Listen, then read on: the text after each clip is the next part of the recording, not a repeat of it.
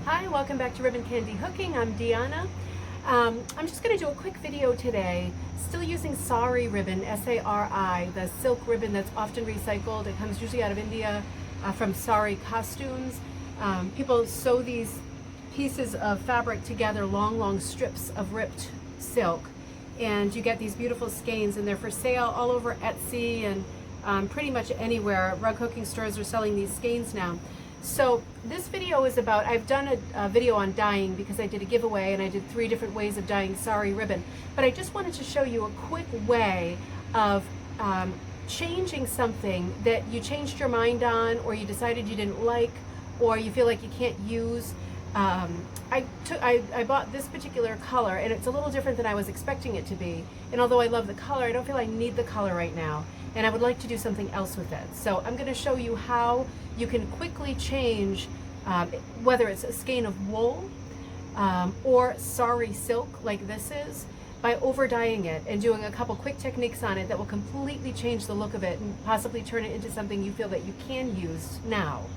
So this is dry Sari silk. I haven't done anything to it. I haven't prepped it. I haven't soaked it. I haven't done anything to it yet. I'm just going to put it into a designated casserole dish.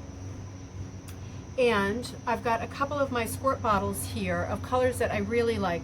2 really intense purples. I always go for the same colors, but it's fall. As you can see, I'm wearing the merch from the store. I love Halloween. It really reconnects me to childhood and some really good family memories. I love all the holidays, but I really love Halloween, and it's coming soon, so I think about it a lot, and I like the colors. So this really lends itself to this kind of pea green. Is possible to turn into a Halloween color. Not that it's a gross color, it just is one of these edgy colors that's a little bit bronze, a little bit green, could be construed as like a gross type color, but I'm not going to make it gross. I'm going to make it pretty and something that I can use for one of my projects. So I've already poured 2 colors of different purple dyes that I like, 2 different purples, both bright, into these little squeeze bottles that I ordered off Amazon. You can get them probably anywhere though, a hairdressing store, something like that. So I'm just going to come in here and squirt the Sari fabric a little bit. Now, because it's not soaking wet already, I should have got my gloves right. I always do this. I hate wearing gloves, and I don't have to wear gloves. I've been wearing my mask and doing great with that for so many months now. I just am like, phew, done with gear. I'm just pouring some of this on here, and because it's not soaking wet, it is going to immediately like settle into the silk. It's not going to be bleed worthy at all. It's really in there. If you tried to get this out now, you would have a watercolory mess, but it wouldn't work. The color's in there now. So I'm putting a lot of purples on here. Now, of course, when you're laying a color over a color, you don't have to have a color wheel out or a child standing by to tell you what color it's going to become. It's going to become a completely different color. And it's something that's very hard to measure with dyeing, unless you're using recipes and stuff. When you're just fooling around the way that I am now, it's very hard to measure the outcome. Make sure that you are playing with something that you are okay with finding that it turns out not exactly the way that you want it. In other words, make sure you're playing with something that you are okay to be surprised with. So this is looking very brown right now, and that might just be the state of affairs. I've got 2 bright purples on a pea green. It might just turn brown. So I'm going to let this sit for a minute, and I'm going to show you my mason jars. I picked up some mason jars at yard sales this summer. I always pick up the big ones when I see them. And I've got 2 colors in here, a really fluorescent pink and a really fluorescent orange. These are 2 other colors I like. I love fluorescence at Halloween. Now, something that I sometimes do when I'm dyeing, if you watch my other videos, is I do a technique that's, I guess, unofficially referred to as the Loch Ness Monster technique, where you have a skein of wool yarn, and it's dipping from pot to pot to pot like this. You know how the Loch Ness Monster rears up and he's got bump after bump after bump, if he exists. That's what I'm going to be doing here with these jars. So sometimes when I have leftover dye from a jar because I put too much in, from a pot on the stove, I pour it into one of my mason jars. And sometimes, like with this one, it wasn't very full, so I added a little color, and I added some boiling water to it and topped it up a bit. So now I'm going to get my skein ready. These Sari skeins are very small. They're usually 50-yard skeins. Sometimes they're 10. So it's not huge, and this is what it looks like so far. So what I'm going to do is I want to create a kind of ombre effect. I'm going to dip this all the way in this one, and I'm going to dip this side in this one, Loch Ness Monster style.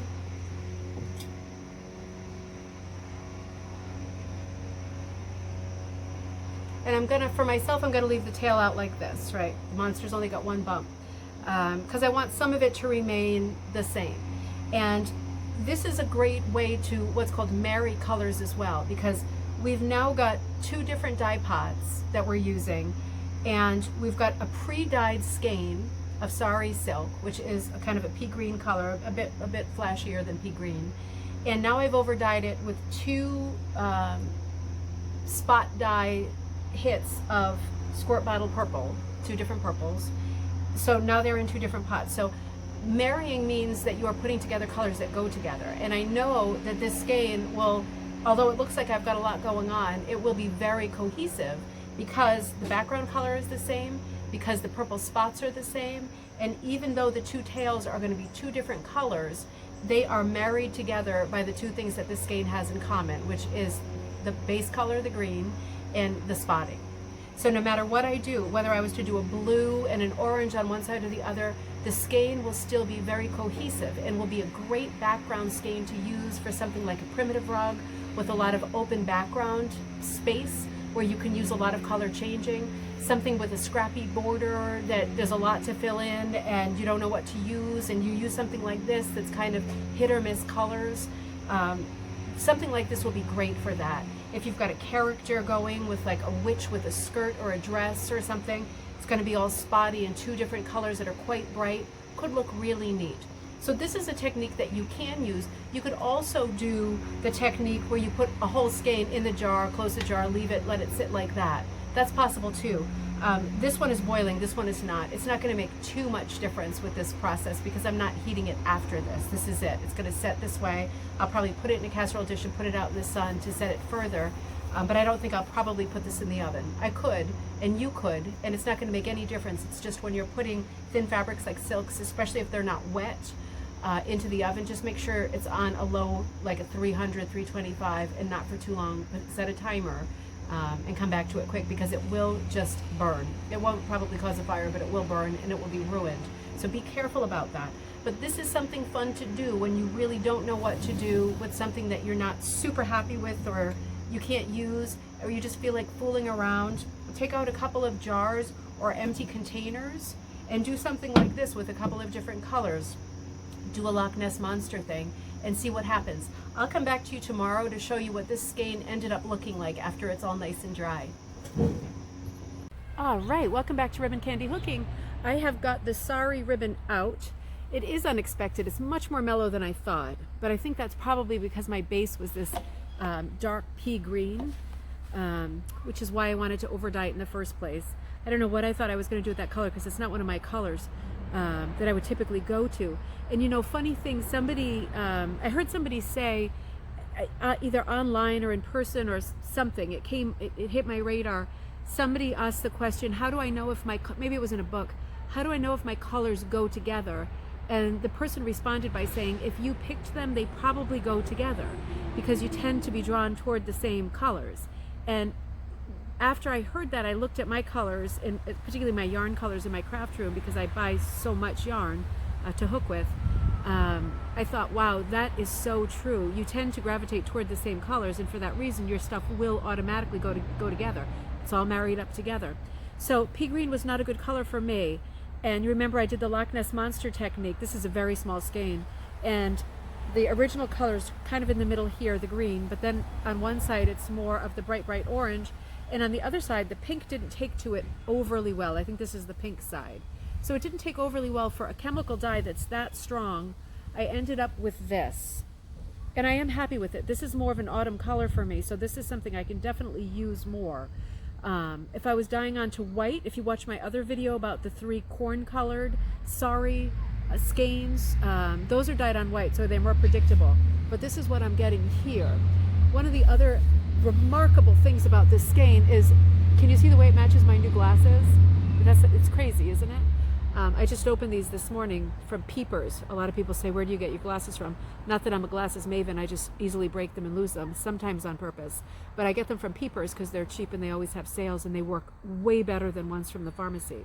But they just happen to match. So this is the result that I got. I feel like it's good autumn colors. It's going to be good background stuff. I can see using this for like corn husks or for like a garment, or bits of a background. But I really do like it. I definitely like it better than pea green. I still have some of my original pea green in there.